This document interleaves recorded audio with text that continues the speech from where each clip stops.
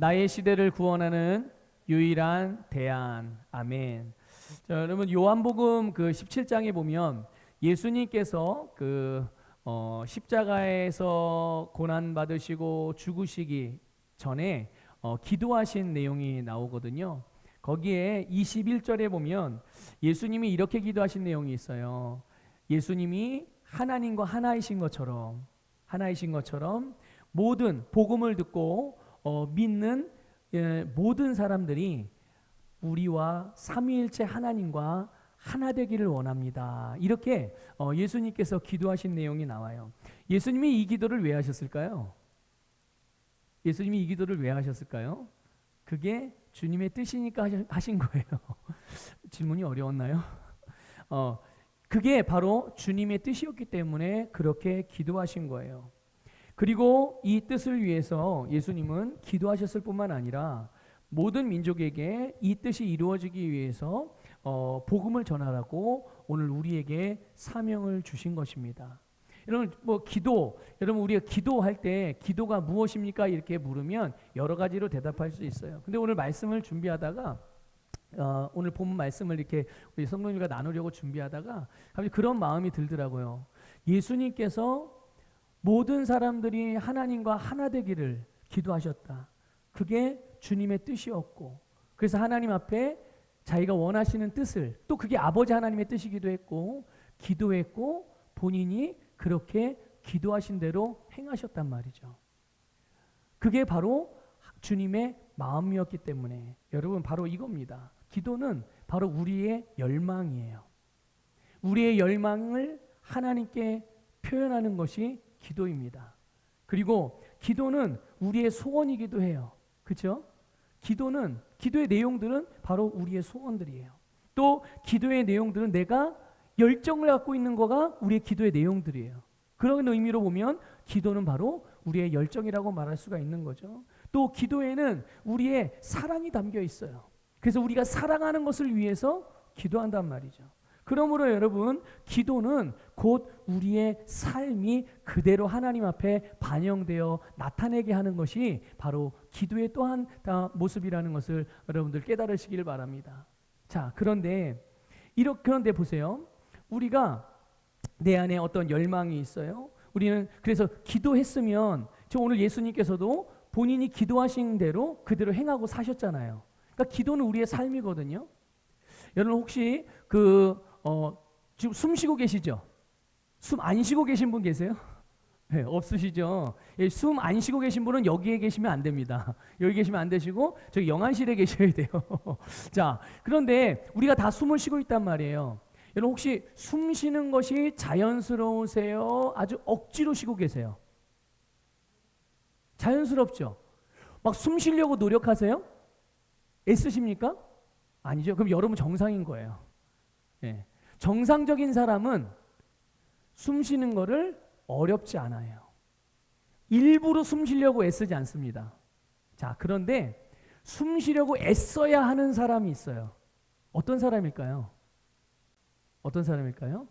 숨 쉬는 기능에 문제가 생긴 사람은 억지로라도 숨을 쉬어야 돼요. 왜요? 숨을 안 쉬면 어떻게 되니까? 죽으니까요. 살기 위해서 숨을 쉬어야 돼요. 언제까지 이 애씀과 노력이 필요하죠? 숨 쉬려고? 다 정상적으로 회복될 때까지는 계속적인 그런 시도들이, 노력들이 필요한 거죠. 힘들어요? 안 힘들어요? 힘들죠. 힘들어요. 자, 여러분 보세요.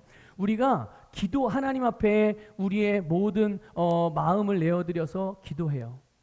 그리고 우리는 기도하고 끝나는 게 아니죠. 우리가 뭐라고 하나님께 기도를 하고 구했으면 우리는 그대로 우리의 삶으로 살아가는 거예요. 그런데 내가 기도는 A라고 해놓고 A라고 살기 위해서 기도한 대로 살기 위해서 열심히 애쓴다면 그것은 정상일까요? 비정상일까요? 그거는 비정상인 거예요. 원래는 비정상인 거예요. 내가 기도했으면 기도한 대로 사는 거예요. 왜 그러냐 하면 기도하면 하나님의 자녀들이 기도하면 하나님은 들으세요? 안 들으세요? 들으시고 응답하세요? 응답하지 않으세요? 응답하셔요. 믿으십니까? 믿으십니까?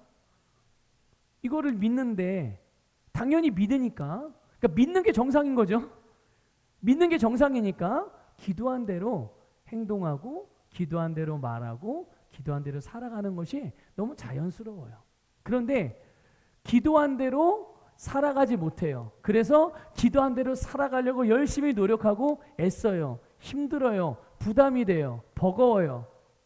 그러면 그 안에서 뭔가 문제가 생긴 거죠. 그 사람 안에서 뭐의 문제가 생겼을까요? 믿음의 문제가 생긴 거예요. 그러니까 우리는 그 기도한 대로 살려고 애쓸 노력을 하는 것이 아니라 우리는 다른 관점으로 접근해야 되는 거예요. 만약 그런 일이 있을 때는 어떻게 해요? 내 안에 믿음이 생기도록 하면, 내 안에 믿음이 있으면, 내가 믿으면 그대로 행동하고 살아가게 돼 있는 거거든요. 그런데 믿음이 어떻게 생겨요? 우리는 알고 있죠? 믿음이 어떻게 생깁니까? 네, 말씀을 들음으로 생기는 거예요. 말씀이 내 안에 들어오면, 말씀을 내 안에 넣으면 넣을수록, 내가 말씀을 먹으면 먹을수록, 내가 말씀을 묵상하면 묵상할수록 내 안에 믿음이 생기고 믿음이 강해지고, 그래서 내가 믿는 대로 그렇게 행동하고 살아갈 수가 있는 것이죠. 사실 오늘 기도에 대한 것을 말씀드리려고 했던 게 아닌데 말씀을 준비하다가 이 부분을 좀 꼭 나누고 싶어서 여러분들이 좀 나눴어요. 이 부분을 좀 기억하시기를 바랍니다. 다시 오늘 주제로 돌아와서, 여러분, 그래서 예수님께서는 그렇게 당신이 원하시는 대로 기도하신 후에 그 기도한 대로 살려고 애쓰지 않았어요. 그냥 그렇게 사신 거예요. 그게 너무 당연하고 너무 자연스럽고 그게 너무나도 원리적인 것이니까요. 자, 그래서 우리로 복음을 전하라고 사명을 주셨죠. 여러분, 복음은, 하나님의 말씀은 나라는 개인을 위해서만이 아니라 모든 사람의 구원을 위한 하나님의 능력입니다. 믿습니까? 주님, 하나님의 능력이 어디 있습니까? 말씀의 능력이 어디 있습니까? 그렇게 말한다면 그것은 바로 그게 하나님의 말씀의 능력이에요. 하나님의 능력이 바로 곧 복음의 능력인 것이죠. 그래서 오늘 우리는 이 시대의 복음의 청지기로 부름받은 것입니다. 한번 저를 따라 이렇게 고백해 보겠습니다. 나는 복음의 청지기입니다. 다시 한번요. 나는 복음의 청지기입니다. 이게 오늘 우리의 정체성이에요. 내가 주님 앞에 구원을 받고 하나님의 자녀가 되었지만 지금 내가 하늘나라로 가지 아니하고 이 땅을 살아가고 있는 분명한 이유와 목적, 나의 정체성, 이것이 바로 이 시대에, 나의 시대에 복음의 청지기로 부름받았다는 것. 바로 이 시대에 예수님의 제자들은 베드로, 요한, 아니요, 바로 오늘 저와 여러분이 있는 줄 믿습니다. 예수님께서 복음을 계속 우리에게 맡겨주시고, 이 복음이 무엇인지, 그래서 예수님께서 이것을 가르치셨고 이것을 행하셨듯이 오늘 우리도 이 복음을 가르치고 행하는 그런 삶을 살아가는 우리 모두가 되시길 바랍니다. 자, 그러면 우리는 이제 주님으로부터 이 복음을 받았어요. 이 복음을 받았는데, 복음의 청지기로 부름을 받았는데, 우리는 이 복음을 가지고 무엇을 해야 할까요? 여러분 한번 손을 이렇게 들어보세요. 네, 오른손을 이렇게 들어보세요. 자, 우리 친구들도 손을 들어보자. 말씀 잘 들어야 된다. 장난하지 말고, 딴 생각하지 말고. 자, 손을 들어보세요. 오른손. 여러분 손에 뭐가 들려 있습니까? 눈에 안 보이죠, 뭐가? 아무것도 안 보여요. 그런데 여러분, 여러분의 손에 복음이 들려져 있고 주의 복음의 능력이 들려져 있다는 것을 믿으시길 바랍니다. 그래서 마가복음 16장에서는 이 여러분의 손을 병든 자에게 얹으면 어떻게 된다고 그랬어요? 병든 사람이 낫는다고. 여러분의 손에 아무것도 없는데, 그렇죠?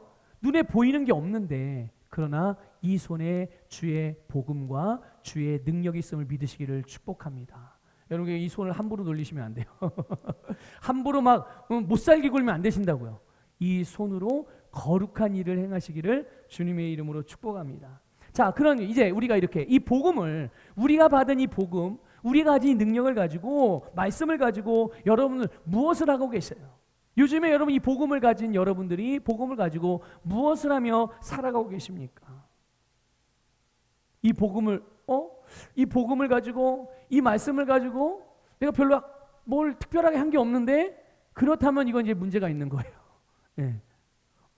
복음을 가지고 그 나름대로 이 복음을 가지고 내 삶을 다스려가고 나의 세상에 이 말씀을 나타내므로 사람들에게 선한 영향력을 지금 뿜어내고 있습니다. 그렇다면 그분들이라면 지금 주님께서 우리에게 나에게 복음을 맡겨주신 그 분명한 이유와 목적을 따라서 잘 행하고 계신 거예요. 여러분, 주님이 우리에게 복음을 맡기신 것은 이거를 가지고 전하고 가르치고 그것으로 하여금 지키게 만들어 가라는 의미로 주신 줄 믿으시길 바랍니다. 여러분, 이 일이 내 안에서 그리고 내 삶에서 내 가정에서 내 회사나 나의 사업 가운데서 또 나의 인간관계 가운데서 잘 이루어지고 있나요? 나에게 주신 복음, 나에게 주신 말씀을 가르치고 전하고 나누는 일들이 우리의 삶에서 잘 이루어지고 있느냐는 거예요. 여러분, 복음을 전하는 것은, 이 복음을 가르치는 것은, 이 복음을 나누는 것은 목사님이나 아니면 선교사님이나 아니면 장로님이나 아니 특별히 복음을 전파하는 데 탁월한 특별한 은사를 받은 사람들만이 하는 일인가 라고 생각하는 분들이 계시다면 여러분 그런 생각들을 빨리 바꾸시길 바랍니다. 아니에요.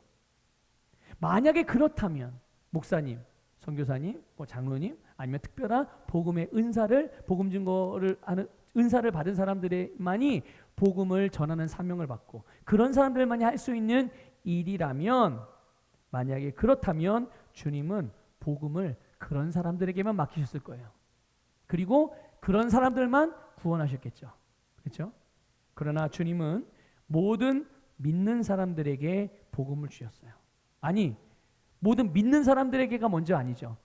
사실은 원래는 이 세상의 모든 사람들, 심지어 앞으로 주님 오실 때까지 태어날 모든 사람들에게까지, 그들을 위해서까지 하나님은 그들 모두에게 복음을 주셨고요. 그런데 그 중에 모두가 다 복음을 받아들이면 좋겠지만 모두가 받아들이는 게 아니네요. 안타깝게도. 그러나 믿는 자라면, 그 복음을 듣고 받아들여서 믿는 자라면 그 사람이 어떤 사람이든지 누구든지 과거에 어떻게 살아왔든지 지금 어떤 형편에 있든지 믿는 모든 사람들은 다 하나님께서 구원하신다는 것을 믿으시기를 주님의 이름으로 축복합니다.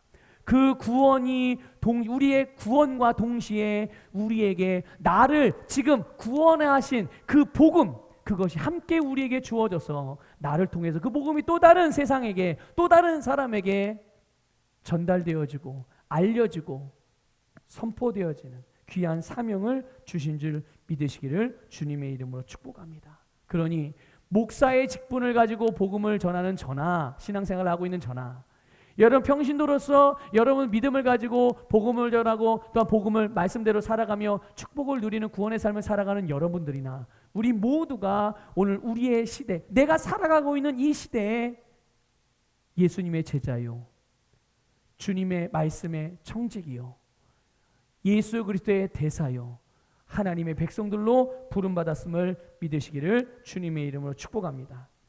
그러니 여러분, 우리는 이 예수 그리스도를 믿고 복음으로, 말씀으로 우리의 개인적인 인생이 나의 영혼이 구원받는 것뿐만 아니라 우리는 온 세상을 구원하는 사명을 맡은 거죠.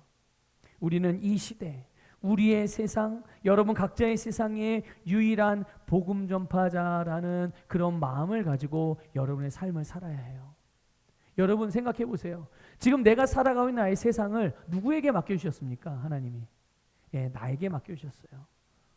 그래서 나의 세상만큼은 내 영향력이 미쳐지고 나와 연결된 때까지는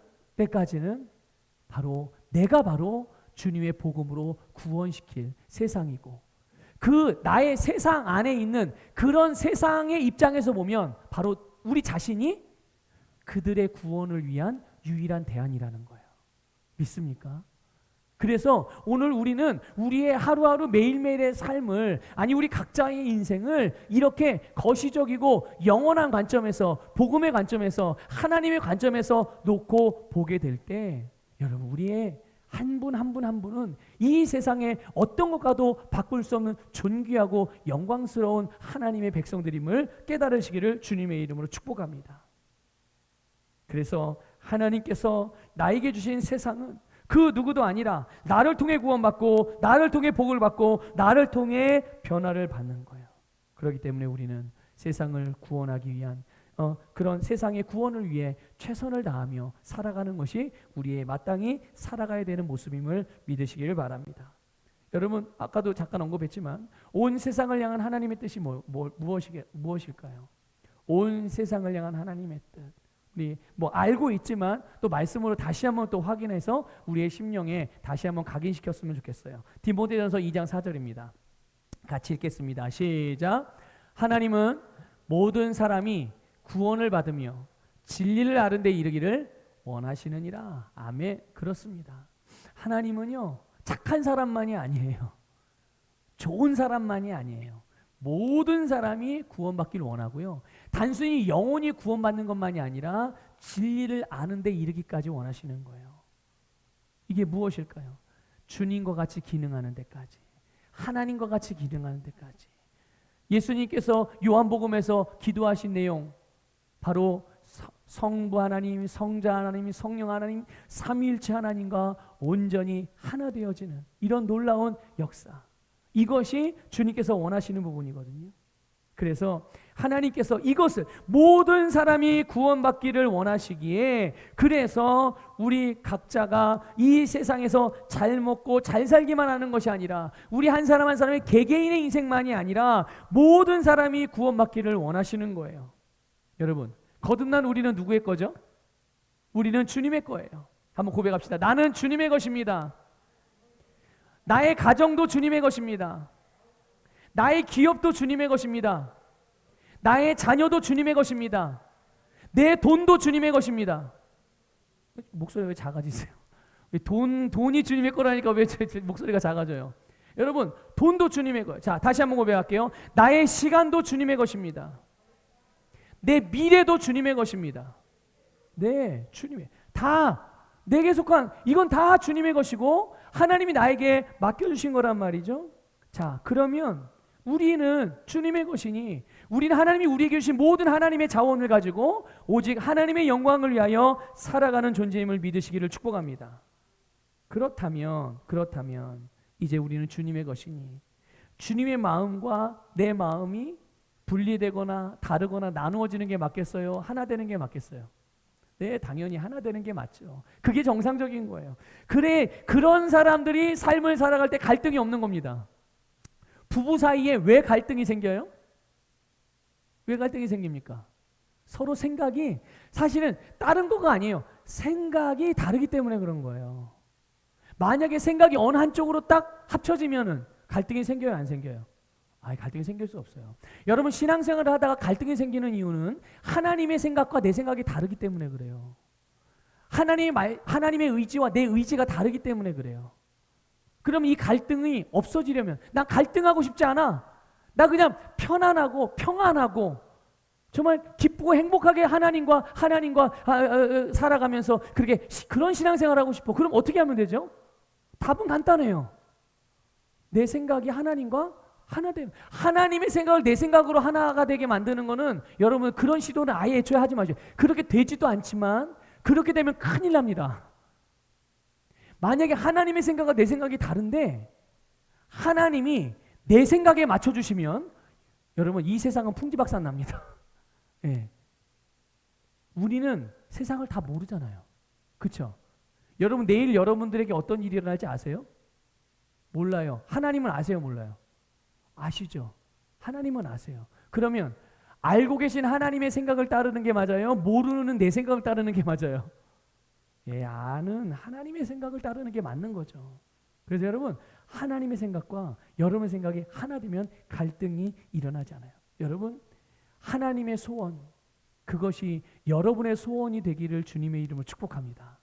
하나님의 마음을 여러분의 마음으로 오늘 이 시간에 확 붙잡기를 주님의 이름으로 축복합니다. 그래서 나만 구원받는 것이 아니라 온 세상도 구원하기 위한 삶이 나의 삶이 되어지고, 이것이 하나님께서 원하시는 바이고, 그래서 내가 그 하나님이 원하는 것을 나의 소원이고 나의 비전이고 내 인생의 결론이라고 그렇게 딱 결정을 내려서 그렇게 살아가 인생, 그런 삶이 주님의 영광을 위한 삶인 줄 믿습니다. 그래서 하나님은요, 하나님의 뜻이 이 땅에서 이루어지게 하기 위해서 우리에게 바로 그 일을 맡겨주신 거예요. 여러분, 우리가 기도할 때 하나님의 뜻이 하늘에서 이루어진 것처럼 이 땅에서 이루어지기를 원합니다 기도하잖아요. 근데 하나님이 그 하늘에서 이루어진 뜻을 이 땅에 다 동일하게 이루시기 위해서 하나님께서 일하시는 원리가 있어요. 하나님이 일하시는 방식이죠. 그게 뭐냐면 바로 하나님의 사람들에게 하나님의 일을 맡기심으로 일하세요. 이게 하나님의 일하시는 방식입니다. 구약 시대나 신약 성경이 쓰여졌던 시대나, 그리고 오늘 우리가 살아가는 시대나 앞으로 다가올 시대나, 이거는 변하지 않습니다. 하나님이 일하시는 방식은 변하지 않아요. 어느 시대나 하나님의 사람들을 통해서 세상을 구원하신단 말이죠. 하나님의 사람들을 통해서 하나님의 뜻을 이루신단 말이죠. 하나님의 사람, 그게 바로 동역자예요. 누구의 동역자예요? 네, 하나님의 동역자예요. 고백합시다. 나는 하나님의 동역자입니다. 저 옆에 있는 사람들에게 말씀했어요. 당신은 하나님의 동역자입니다. 네, 믿습니까 여러분? 네, 그러니까 옆에 계신 분들이 보통 분이 아니에요. 하나님과 함께 동역하는 분이라니까요. 아니, 세상에서, 이 세상에서도 여러분 생각해 보세요. 우리 만약에 내가 어떤 자그마한 그 중소 업체를 하나 운영한다고 생각을 해 보세요. 그런데 내 업체에다가 삼성이라는 회사가 아주 그거 뭐라 그러나? 아주 뭐 주유소 같은 거, 뭐 직영점 같은 게 있잖아요. 그런 것처럼 아주 그냥 직접적으로 관리하는 그런 회사, 계약을 맺어가지고 삼성에서 어떤 분야에 대한 일에 대한 거는 다 여기다가 맡겨. 그러면 여기 나의 이 업체는 어떻게 될까요? 논하는 거죠. 논하는 거예요. 그리고 또 나와 연결된, 또 나와 협력하는 업체들이 있을 거 아니에요. 이 사람들이 나를 생각할 때 어떻게 생각할까요? 우리 회사를 생각할 때 이전하고는 완전히 다르게 보죠. 예, 다르게 보는 거예요. 그런데 여러분 보세요. 나도 그렇지만 내 옆에 있는 사람도 하나님의 동역자. 이거는 정말 우리는 감히 상상할 수도 없는 그런 일이지만, 그런 영광이 하나님으로부터 우리에게 주어졌음을 믿으시길 축복합니다. 그래서 하나님은요, 시대마다 하나님의 동역자들이 필요하셨고, 그들을 그래서 세우셨고 부르셨고, 그들을 통해서 일하셨어요. 그래서 아브라함이 살던 시대는 하나님이 누구를 세우셨죠? 예, 아브라함을 부르셔서 하나님께서 아브라함이 사는 시대에 이루실 계획을 아브라함을 통해서 이루셨어요. 자, 모세 시대는요, 모세가 살던 시대에는, 그때는 하나님이 모세가 살던 수십 년 아니면 그 이후로 100-200년 그 시대나 세대를 하나님의 뜻을 이루시기 위해서, 그 시대 사람들을 구원하시기 위해서 모세를 사용하셨어요. 모세를 부르셨죠. 다윗이 살았던 그 시대에는요, 하나님이 다윗을 들었어요. 엘리야가 살던 시대에는 엘리야를 부르시고, 사도들이 살던 시대는 사도들을 부르시고, 오늘 우리가 사는 시대는요, 오늘 우리의 세상에는 바로 저와 여러분을 부르셔서 하나님의 구원의 일을 행하시는 줄 깨달으시길 바라요. 여러분, 그렇다면 모든 민족에게, 온 세상에게 이 복음이 전해지기 위해 필요한 게 무엇일까요? 하나님의 뜻은 모든 사람이, 온 세상이 구원받는 것이 뜻이고, 그 일을 위해서 오늘 우리를, 하나님의 사람들을 부르신단 말이에요. 자, 그러면 이 복음이 정말 효과적이고 제대로 바르게 전해지기 위해서 필요한 게 무엇이냐? 바로 주님의 말씀대로 행할 사람이에요. 주님의 말씀대로 행하는 사람이 이 시대에 필요하다는 것을 믿으시기를 주님의 이름으로 축복합니다. 주님의 부르심에 응답하여서 말씀을 따라서 그 일을 행하는 사람이 필요해요. 여러분, 오늘 우리가 읽은 본문 말씀 너무나 잘 아는 말씀이고 우리 교회의 사명이기도 하고, 그런데 이 말씀의 19절에 보면 너희는 이라고 말하고 있어요. 여러분, 너희는 누구를 말하는 겁니까? 너희는? 예수님께서 너희는 이렇게 말씀하셨단 말이에요. 이 너희는 누구를 말하는 거예요? 우리는 예수님의 12제자 이렇게 11제자라고 생각을 해요. 맞습니다. 틀린 말은 아니에요. 근데 정확한 말은 아닙니다. 오늘 그거를 좀 정확하게 알려드리려고 그래요. 16절에 보면요. 마태복음 28장 16절에 보면 11제자가 그렇죠? 왜냐 제자는 원래 12명이었는데 한 명이 빠졌죠. 누구죠? 가룟 유다가 안타깝게도 예수님을 은삼시에 팔아 넘겼다가 스스로 못 매달아서 죽었죠. 안타까운 거예요. 자, 어쨌든 이 11제자가 예수님이 지시하신 산에 이르렀다 말씀하고 있어요. 근데 이 예수님은 어떤 예수님입니까? 바로 부활하신 예수님이에요. 부활하신 예수님이 제자들에게 나타나셔서 그 제자들에게 말씀을 하셨어요. 어디로 가라고? 갈릴리에 있는 산으로 올라가라. 이렇게 말씀을 하셨을 때 이 11제자들이 어떻게 했습니까? 그 말씀을 따라서 예수님이 지시하신 곳으로 갔단 말이죠. 물론 이 11제자 중에는 아직 의심하는 제자도 있었어요. 예수님이 정말 갈릴리에서 가면 만날 수 있을까? 예수님이 십자가에 달려 돌아가셨다가 살아나신다고? 누군가가 또 얘기를 들려줍니다. 예수님이 살아나셨어. 정말 예수님이 살아났다고? 이상하다. 그럴 일이 없는데. 그럴 수가 없는데. 이렇게 의심하거나 아직 긴가민가 하고 있는 제자들도 있었어요. 아직 이해되지 않고 아직 제자이긴 하지만 아직 완벽하게 말씀으로 그의 생각과 마음이 주님과 하나 되지 못했던 그런 제자들도 있어요. 그런데 중요한 건 뭡니까? 먼저 이해되지 않았고 아직 마음이 하나 되지 않았지만 먼저 예수님의 말씀하신 산에 올라갔다는 거예요. 이거 뭘 말합니까? 말씀을 따랐다는 거예요. 이해가 안 되고 아직 납득이 잘 안 돼요. 그럼에도 불구하고 일단 먼저 뭐 한 거예요? 주님이 말씀하셨으니까 일단 따라가자. 일단 말씀하신 데에는 분명한 의미가 있는 것이고 주님이 말씀하신 건 진리니까 그것을 믿고 가보자. 그래서 그 산에 이르는 거죠. 바로 그 말씀을 따라서 행하고자 하는 겸손한 마음, 주님의 말씀 앞에서 자기와 자기 자신의 생각, 자기의 뜻을 뒤로 물러설 수 있는 그런 주님을 존중하는 태도, 바로 이거예요. 주님의 말씀을 따르고자 하면 그 다음은 주님께서 책임지시는 거예요. 믿습니까? 이게 이해가 안 되고 이게 잘 설명이 안 되고 납득이 안 돼도 믿음으로 먼저 말씀을 따라가면서 내 생각을 뒤로 물러서게 되면 그 다음은 하나님께서 책임지신다는 것을 확실하게 믿으시기를 축복합니다. 어떻게 책임지시나요? 어떻게 말씀을 이해할 수 있게 하시고 어떻게 생각과 말씀이 일치되게 하며 어떻게 온전하게 주님을 따르고 그 능력을 행하게 될 수 있는가? 여러분 20절 보세요. 오늘 본문 20절 같이 읽겠습니다. 시작. 내가 너희에게 분부한 모든 것을 가르쳐 지키게 하라. 볼지어다 내가 세상 끝날까지 너희와 항상 함께 있으리라 하시니라. 아멘.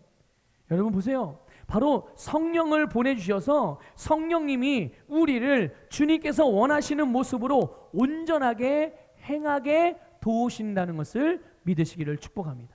여러분 주님이 성령님이 나와 함께 하신다는 그 옆에 그냥 멀뚱히 서가지고 내가 하는 거 지켜본다는 의미가 아니에요. 이 함께 하신다는 말은 우리를 돕고 우리를 온전케 하시고 우리를 세우고 우리를 통해서 하나님의 뜻을 다 이루신다는 의미가 포함되어져 있는 말씀이에요.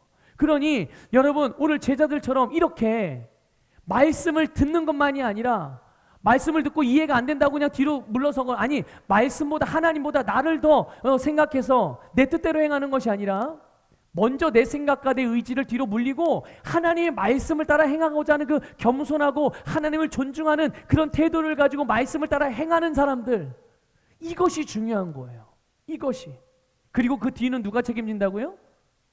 그 뒤는 주님이 책임져요. 왜 그렇습니까? 하나님은 믿음을 통해 역사하시기 때문이에요. 우리가 믿음으로 행할 때 성령님이 그 믿음의 통로를 통해서 우리의 삶에 내가 행하는 말씀대로 역사하는 줄 믿으시기를 주님의 이름으로 축복합니다. 여러분 말씀을 따라서 행하는 가장 좋은 모델이 누굽니까? 바로 예수님이에요. 예수님 말씀을 따라 행하시던 가장 좋은 모델이에요. 하나님 말씀 완벽하게 따르셨던 분, 하나님의 구원의 역사를 완벽하게 이루신 분, 당신의 부르심, 당신의 사명을 완벽하게 이루신 분이 바로 예수님이거든요. 그런데 여러분, 예수님이요, 하나님의 아들로서 신성도, 신적인 부분도 완벽한 신이시면서 동시에 완벽한 인성을 가진 인간이었음을 여러분들 깨달으시길 바랍니다. 예수님은요, 신적인 존재만이 아니라 인간적인 존재였음을 여러분들 꼭 알고 계셔야 돼요. 그래서 예수님이 하나님의 아들이시지만 인간의 모습으로 우리에게 오신 거예요. 그러므로 여러분, 어느 누구도 아니 예수님은 하나님의 아들이니까 신이니까 그럴 수 있었겠지만 우리는 사람이잖아요. 그러니까 어떻게 우리가 예수님처럼 다 그렇게 완벽하게 해낼 수 있겠어요? 라고 핑계댈 수 있는 사람이 아무도 없는 거예요. 왜요? 예수님도 우리와 같이 완벽한 인간으로 오셨기 때문인 거예요. 하나님께서는 예수님께서 부활하시고 승천하신 이후에 우리에게 이 세상에서 예수님과 같이 행할 수 있는 권세와 능력을 주신 거예요. 여러분, 이것을 믿으시기를 주님의 축복합니다. 그래서 예수님은 우리가 똑같은 인간으로 오셔서 똑같은 인간의 몸으로서 말씀을 따라서 행하셨고, 똑같은 사람으로서 우리의 모든 죄를 예수님이 담당하셨고, 그리고 우리가 똑같은 인간으로서 우리의 위치, 어떤 위치였습니까? 죄인의 위치였잖아요. 우리가 원래, 그렇죠? 우리는 원래 죄의 본성을 가진 죄인의 자리에서 의의 본성이 아닌 죄의 본성을 가진 그 위치와 그 자리에서 살았었는데, 예수님이 그 자리로 오신 거예요. 그 위치로. 당신은 분명히 죄가 없으셨지만 우리의 죄를 담당하시기 위하여 그 위치로 오셔서 우리의 모든 죄를 다 담당하시고, 그 우리의 죄 때문에 예수님 그 죄인의 위치에서 십자가에서 죽으신 거예요. 자, 예수님은 하나님의 아들이기 때문에 사람들이 예수님의 뺨을 칠 때 예수님이 그 고통을 못 느꼈을까요? 십자가에다가 손을 못 박으실 때 그 고통, 예수님 하나님의 아들이잖아, 신이잖아, 그래서 고통을 못 느끼셨을까요? 누군가가 예수님이 십자가를 지고 갈 때 침을 뱉어요. 예수님의 얼굴에다가. 옆에서 예수님에 대한 온갖 조롱과 멸시의 말을 막 해댑니다.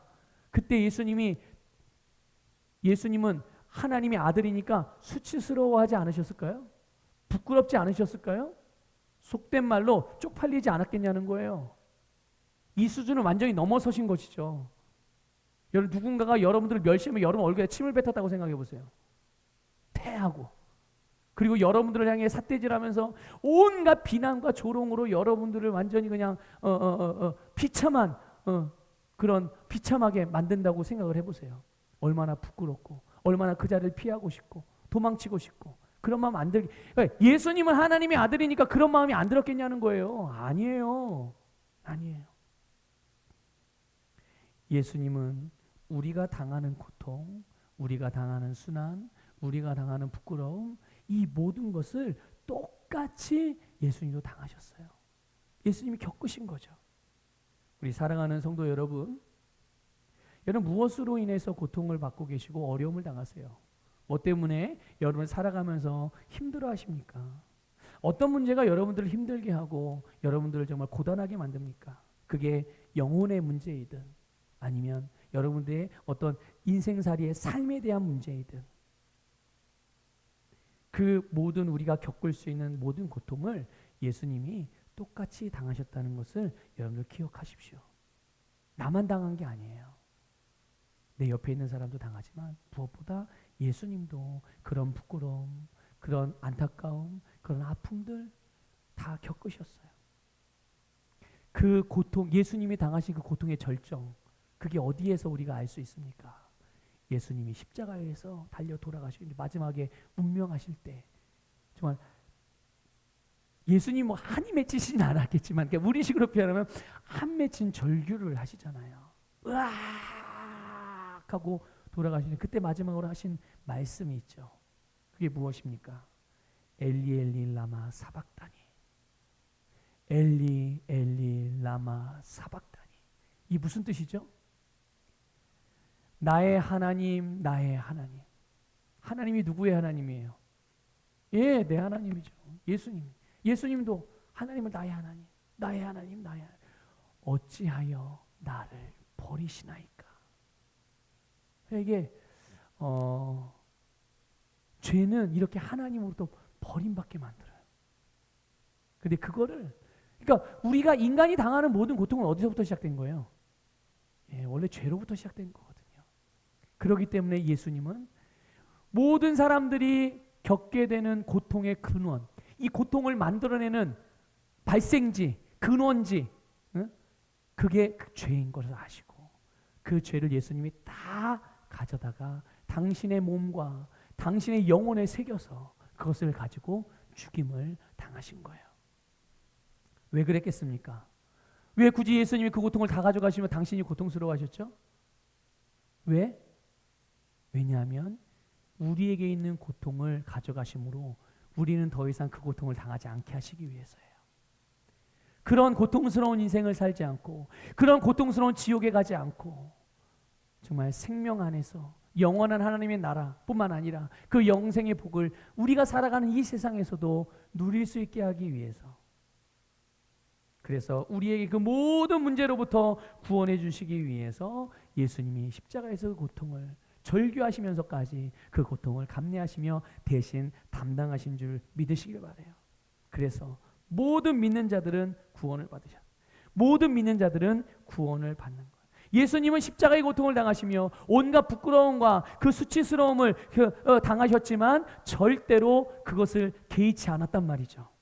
사람들이 침뱉고 때리고 욕하고 조롱하고 심지어 온갖 저주를 퍼부었지만 예수님은 그렇다고 해서 당신이 가야 할, 당신이 따라야 할 하나님의 말씀을 따르는 일, 자기의 사명의 길을 멈추지 않으셨어요. 지체하지 않으셨어요. 자기가 살아가야 될 그 방향에 대해서 좌로나 우로나 치우치지 않으셨어요. 오직 하나님의 말씀, 오직 하나님의 뜻, 오직 예수님 자신의 사명에만 집중을 했죠.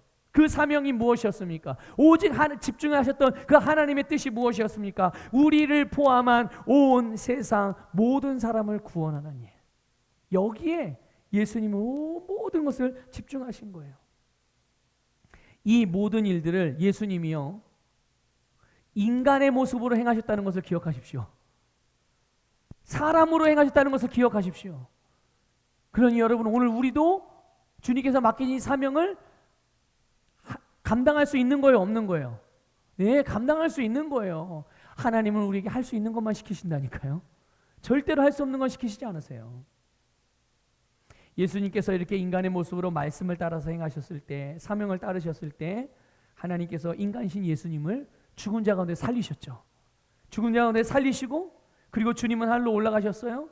그 주님이 하늘로 올라가셨다는 것은 완전한 승리를 의미하는 거예요. 이미 죽은 자로부터 살아난 것도 예수님의 승리지만 하늘로 승천하신 것은 완전한 승리를 선언하신 거예요. 이제 종식시킨 거예요. 모든 싸움에 대한 결과에 대하여 하나님께서 그래서 예수님에게 말씀하신 모든 것을 예수님이 다 이루신 것이죠. 사망의 조절을 끊고 어둠의 세력, 사단의 종로를 하던 우리들을 구원하신 것. 그래서 예수님의 속량의 사역을 통해 우리 모두에게 구원이 임한 거죠. 바로 이 소식, 이 복음을 모든 피조물들에게, 모든 사람들에게 알려주라고 예수님께서 우리에게 말씀해 주시는 거예요. 이것을 말씀해 주라고. 모든 사람을 비롯해서 모든 피조물은 하나님의 아들들이 나타나기를 고대하고 있어요. 여러분 그걸 아십니까? 온 세상은 하나님이 지으신 모든 것들은 지금 하나님의 아들들이 나타나기를 고대하고 있어요. 왜요? 왜 고대할까요? 하나님의 아들들을. 뭐 때문에? 구원받기 위해서. 그들도 구원받기 위해서. 사람들은 구원 얻기 위해서 각자의 신들을 섬기고 그것들을 따르죠. 왜냐하면 뭐가 자기에게 구원을 주는지 모르고 있으니까. 진짜 자기의 구원자 메시아가 뭔지 모르니까. 어떤 사람은 그래서 어떤 사람은 돈이 자기를 구원할 줄 알고 돈을 쫓아가요. 어떤 사람들은 종교가 자기를 구원해 줄 줄 알고 다양한 모양의 종교들을 찾아갑니다. 어떤 사람은 명예나 세상의 권력이 자기를 행복하게 하고 자기를 구원해 줄 줄 알고 그것을 쫓아가죠. 어떤 사람은 사람들을, 어떤 사람은 쾌락을, 어떤 사람은 술을, 어떤 사람은 도박을, 어떤 사람은 마약을, 어떤 사람은 세상 철학, 아니 어떤 사람은 지식. 그런 것들이 내 미래를 보장하고 내 영원한 삶을 보장하고 내 인생의 성공을 보장하고 나를 구원하는 줄 알고서 그거를 쫓아간다니까요. 그런데 그들이 그것들을 쫓는 이유가 있죠. 왜 그걸 쫓습니까? 왜 그런 것들, 그 안에는 구원에 대한 갈망이 있는 거예요. 구원에 대한 열망이 있는 거예요. 단지 그들은 그 진짜 구원자가 누군지 모르니까 엉뚱한 데 가서 다른 거를 찾고 있는 거예요. 그런데 이렇게 구원을 기다리며 하나님의 아들들이 나타나길 고대한 온 세상에 그들이 그토록 원하는 구원의 복음을 전하고 그것들을 알려주는 것, 그게 바로 오늘 저와 여러분에게 주신 주님의 사명인 줄 믿습니다. 여러분, 복음을 전파한다는 게 무엇일까요? 대단히 어려운 교리나 종교를 설명하는 것이 아닙니다. 한번 우리 누가복음 4장 볼게요. 오늘 조금 시간이 걸려도 좀 말씀을 좀 마무리 좀 하도록 하겠습니다. 누가복음 4장 18절 19절 읽겠습니다. 시작.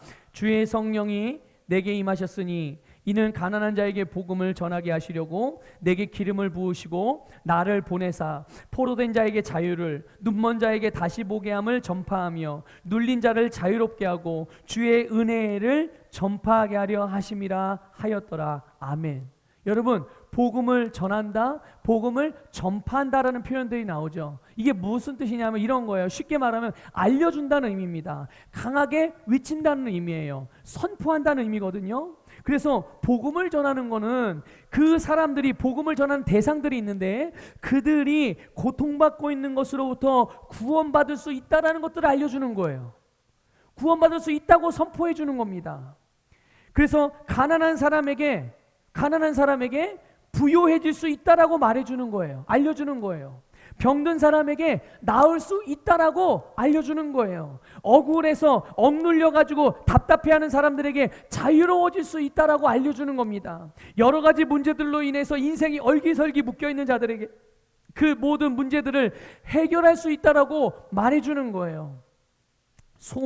삶의 소망이 없어서 방황하는 인생들, 살긴 살지만 어떻게 사는 것이 정말 좋은 삶인지 몰라서 이리저리 헤매는 사람들에게 살아갈 분명한 이유와 목적이 분명하다는 그것들을 알려주고 선포하는 거죠. 어떻게 예수 그리스도를 믿음으로 바로 그것들이 우리에게 이루어질 수 있어요 라고 알려주는 것입니다. 이렇게 우리가 복음을 알려주고 선포할 때 그것을 믿는 사람은 구원을 받을 거예요. 하지만 믿지 않는 사람은 정죄를 받을 거예요. 이것이 마가복음 16장 16절에서 주님께서 말씀하신 분명한 말씀이에요. 믿는 자는 어떻게 된다고요? 내가 이것들을 알려주었을 때, 복음을 알려주었을 때, 말했을 때 이것을 믿는 사람은 구원을 받아요. 하지만 믿지 않는 사람은요, 안타깝지만 그들은 정죄를 받게 되는 거죠. 목사님, 그러면 내가 만약에 복음을 전했는데 안 받아들이면, 안 믿으면 어떻게 하는 거죠? 그거는 내 일이 아니에요. 그건 내 몫이 아니에요. 여러분, 그럼 이렇게 생각해 보세요. 제가 되물어 볼게요. 그러면 성도님이 복음을 전했을 때 만약에 한 사람이라도 믿으면 어떻게 하죠? 어떻게 해요 그러면? 네? 그보다 영광스러운 일이 어디 있어요? 오늘 제가 여러분들에게 현장뿐만 아니라 현장에도 여러분이 계시지만 또 온라인으로도 몇몇 분들이 같이 함께 예배를 드릴 텐데 이 말씀을 듣고 있을 텐데 제가 바라는 것, 말씀을 전하면서 바라는 것은 모든 우리 서북교회 성도님들이, 또 서북교회 성도님이 아니더라도 누군가라도 저를 통해서 선포되어지는 말씀을 듣고 구원받고 그의 삶에 변화가 일어나고 하나님의 능력이 나타나기를 원해요. 그런 마음으로 말씀을 증거하는 거거든요. 모두가 그렇게 되기를. 그런데 실제로는 그렇게 안 되는 경우도 있어요. 이렇게 여러분들이 말씀을 듣지만 그 중에 한 분만 말씀을 듣고 새로운 변화가 일어난다? 그러니까 한 명밖에 안 들으니까 그런 말씀을 안 전해요. 제가 새벽 예배 때 온라인으로 예배를 송출한단 말이에요. 물론 음성으로만 하지만 교회에 아무도 안 와요. 사모하고 저하고 둘이서 예배를 드려요. 그리고 그 예배 드리는 그냥 송출만 하는 거예요. 어차피 예배는 드려지고 있으니까. 안 해도 되죠. 가끔 그런 생각이 들어요. 야, 이거 굳이 해야 되나? 그냥 우리 성도님들이 이제 각자 알아서 그냥 하루 일상을 시작할 때 각자 기도하고 각자 또 우리 이제 말씀 hil제가 있으니까 그것 통해서 각자 예배 드리고 시작하는데 뭐 굳이 이렇게 송출까지 할 필요가 있을까? 그런 생각이 들다가도 번뜩번뜩 스치는 생각들이 있어요. 만약에 한 사람이라도 나누는 말씀을 통해서 그의 인생에 하나님의 구원의 변화가 일어난다면, 만약 그런데 그 시간에 내가 말씀을 전하지 않아서 그 말씀을 듣지 못하고 어제와 오늘 똑같은 삶, 1년 전과 지금과 똑같은 삶을 살아간다면 그 생각을 하니까 끔찍하더라고요. 진짜. 아니지. 그러면 한 사람이라도 물론 개인적으로도 예배를 드리고 개인적으로도 말씀을 하지만 누군가가 한 사람이라도 내 입술을 통해서 선포되어지는 주의 복음으로 말미암아 정말 주님께서 원하시는 영광스러운 삶을 살아갈 수만 있다면 내가 그 일을 하는 게 나의 사명이지. 그런 생각이 들어요. 그래서 또 다시 시작하는 거예요. 또 매일매일 그렇게. 여러분, 내가 복음을 증거하는 것은 하나님이 나에게 맡겨주신 일. 그러나 그걸 듣고 안 듣고는 누구의 일인 거예요? 받아들이고 안 받아들이고는 그 사람들의 일인 거예요. 그러니 그 사람이 할 일을 내가 내 걸로 가져와서 내가 뭔가를 해줄 수 있는 것으로 여러분 착각하시면 안 됩니다. 그거는 그 사람의 일이에요. 내가 할 일은 주님께서 나에게 주신 사명대로 복음을 언제든지 전하는 일이죠. 그래서 여러분, 다른 사람들이 사는 게 너무 힘들어 이렇게 주변에 말하는 사람도 있어요, 없어요? 여러분 주변에 이게 사는 게 힘들고 너무 팍팍하고 왜 이렇게 경제가 어려워, 이렇게 힘들어, 이렇게 돈도 없고 뭐 정치는 왜 이래, 경제는 왜 이래, 교육계는 왜 이래, 애들은 왜 이래, 막 여러 가지 삶이 힘들어한다는 얘기를 들어요. 그렇게 들을 때 여러분 어떻게 반응하십니까? 혹시 여러분 주변에 여러분이 그렇게 말하는 사람들에게 여러분 어떻게 반응해 주세요? 그래 힘들지? 나도 힘들어. 혹시 이렇게 반응하십니까? 그런데 여러분 이거는 하나님의 자녀의 말이 아니에요. 힘들지? 나도 힘들어. 정말 힘드세요? 힘드시면 그 사람들이 힘든 이유와 똑같이 나도 그렇게 돈 때문에 힘들고 직장 때문에 힘들고 힘드세요? 뭐라고 말해줘야 될까요? 그들에게 뭐라고 말해줘야 될까요? 힘들지 않는 삶을 살 수 있어. 이것이 우리의 말인 줄 믿습니다. 이것이 우리의 말이어야 해요. 여러분들 힘들지 않게 사는 방법 모르세요? 아시잖아요. 근데 목사님 저도 사실 힘들거든요. 왜 힘드세요? 방법을 알고 있는데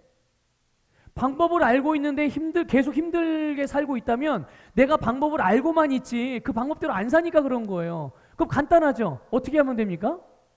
근데 그 방법을 이제 내 삶에서 그냥 작동시키면 되는 거예요. 실행시키면 되는 거예요. 네. 그렇기 때문에 우리는 누군가에게 이걸 모르는 사람들에게 그렇게 말해줄 수 있는 거예요. 나도 힘들지만 그러나 나는 방법을 알고 있어. 근데 방법을 알고 있으면서 왜 내가 힘들고 있지?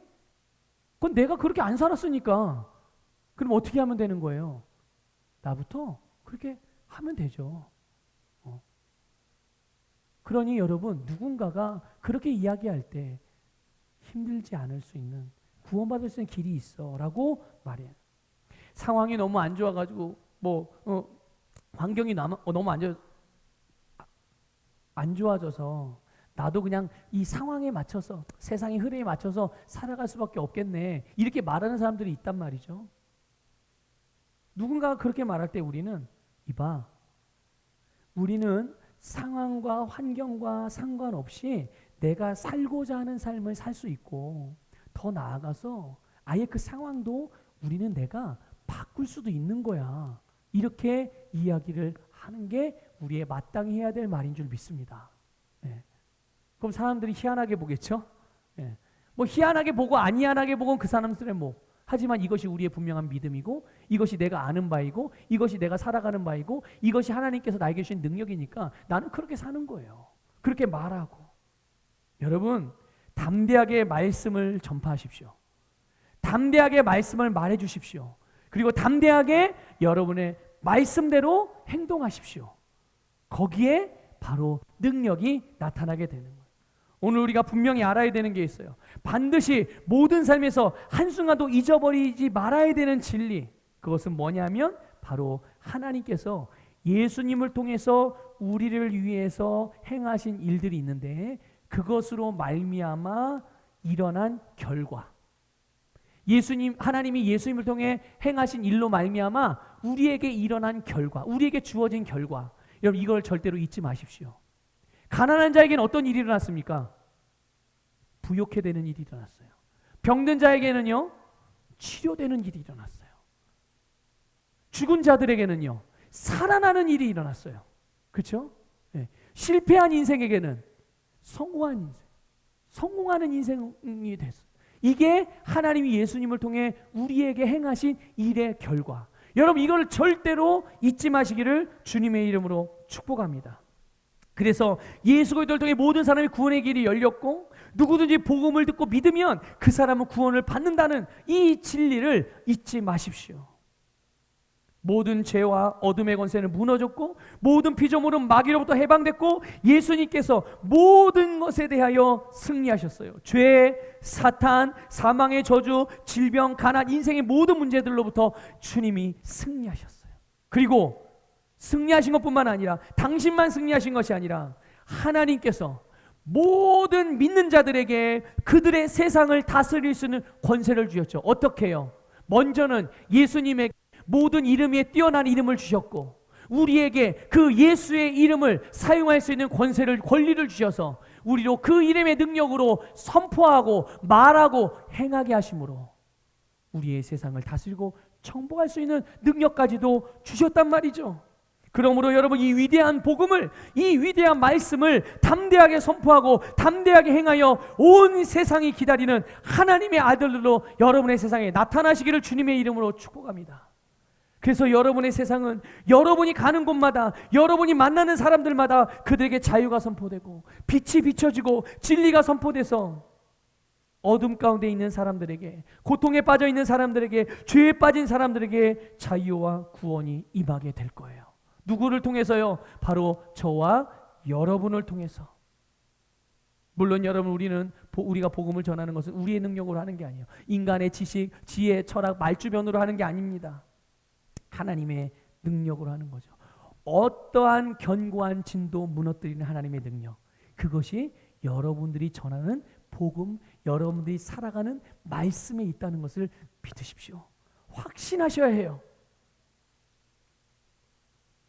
그래서 여러분 마가복음 16장 20절에서는요 주님의 복음의 전파의 사명을 받은 제자들이 말씀을 따라서 복음을 전파하라고 모든 온 천하에 다니며 복음을 전파하라고 그랬어요. 예수님이. 그랬더니 제자들이 정말 온 세상, 자기들의 세상 가운데 나가서 복음을 전파했어요. 선포했어요. 가르쳐줬어요. 사람들이 구원받을 수 있는 알려줬단 말이죠. 그때 어떤 일이 벌어졌나요? 주님께서 함께 역사하셔서 그들이 전파하는, 그들이 알려주는, 그들이 말하는 복음대로, 말씀대로 그들의 삶에서 그대로 표적으로 나타나서 그 말씀을 증명해 주셨어요. 누가요? 주님께서. 주님께 제가 요즘에는 그런 기도 잘 많이 안 하는데 예전에 그런 기도 참 많이 했어요. 어떤 기도냐면 주님, 하나님의 말씀을 따라 행하는 자와 하나님의 말씀을 따라서 행하지 않는 자와 삶이 똑같고 결과가 똑같고 그렇다면 이거는 불공평한 거 아닙니까? 하나님의 말씀을 따라서 행하는 사람들, 신앙생활을 똑바르게 올바로 말씀을 따라 살아가는 사람들이 잘 돼야 되는 것은 당연한 거 아니겠습니까? 하나님? 분명한 증거가 나타나게 해주십시오 라고 그 기도 참 많이 했어요. 그래서 우리나라 말 중에 그런 말 있죠. 두고 보자, 나중에 보자고는 사람 하나도 안 무섭더라. 그렇죠? 근데 저는 두고 보자, 나중에 보자 이런 말 많이 했어요. 예전에 우리 특히 이제 우리 주일학교 아이들이나 학생들에게 그런 말 많이 했습니다. 설교 시간에. 야, 너희들끼리도 그렇고 너희 친구들과 너희들 사이에 나중에 보자고 그렇게 말하라고. 그리고 목사님도 나중에 볼 거야. 3년 뒤에, 5년 뒤에, 10년 뒤에 너희들 볼 거야. 지금 너희들이 말씀을 따라서 잘 행하고 신앙생활하고 살아가는 사람과 그렇지 않은 사람과 3년 뒤에, 5년 뒤에, 10년 뒤에 분명히 다른 결과, 그냥 이게 조금만 다른 정도가 아니라 완전히 다른 인생의 결과를 보게 될 거야. 그때 후회하지 말고 지금 잘해. 이런 말을 많이 했거든요. 네. 그런 거예요, 여러분. 하나님의 말씀을 따라서 행하는 사람과 그렇지 않은 사람과 삶이 결과가 똑같다면 여러분, 우리가 뭐하러 말씀을 따라서 행해요? 그렇죠?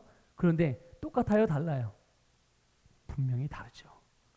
여러분, 하나님은요, 하나님의 말씀을 따라 행하는 사람들, 그들이 따라 행하는 말씀을 보장하시는 줄 믿으시길 바랍니다. 하나님은 당신의 말씀을 보장하시는 보증이에요. 그렇기 때문에 여러분들이 말씀을 따라 행하고 말씀을 말하면 그 여러분이 말한 말씀대로, 여러분 따라 행한 말씀대로 반드시 열매가 맺혀지게 된다는 것을 믿으시기를 축복합니다. 그 열매가 곧 여러분들의 사명과 연결되어져서 여러분의 세상이 곧 여러분의 열매가 되어지는 거예요. 그래서 여러분, 복음을 증거하는 자로서 여러분의 세상을 하나님의 나라로 만들어 가시기를 주님의 이름으로 축복합니다. 우리